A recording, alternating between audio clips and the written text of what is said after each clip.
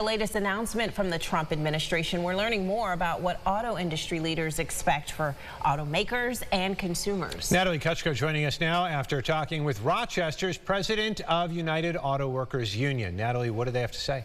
So Adam, Teresa, this conversation was held prior to the president's reversal this afternoon. However, concerns from the union do still remain, namely in the uncertainty surrounding the economy, also continued layoffs for General Motors, both nationwide and here locally.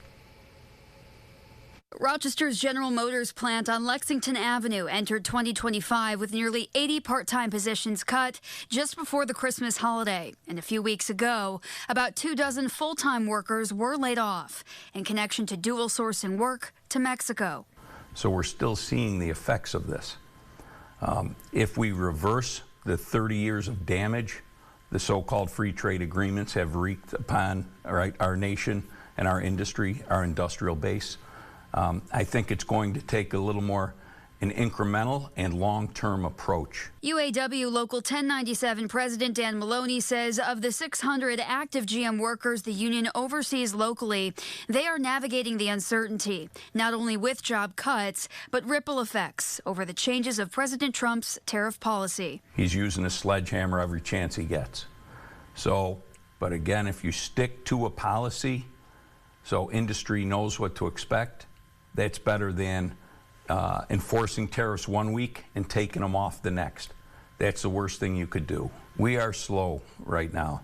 I think there's a lot of uncertainty in the markets and there's a lot of uncertainty with consumers. So I think a lot of consumers are holding off on major purchases right now. You know, just waiting to see how this all pans out. That was prior to Trump's announcement to drop tariffs to a universal 10% rate for all trade partners except China. And going forward, Maloney says, what's the consensus right now amongst your union members with all this? They're feeling some uneasiness, right? They have questions. They want to know what the future holds, and right now it looks unstable, right, to say the least. So for you at home, if you're looking to purchase a new vehicle anytime soon, one thing that Maloney points out here, which does remain vital, he says, to helping rebuild the economy at this time, by American and by local. So when purchasing a new car, always look at the VIN number. One that begins with the numbers 1, 4, or 5 will indicate they have been built in the U.S. Adam, back to you.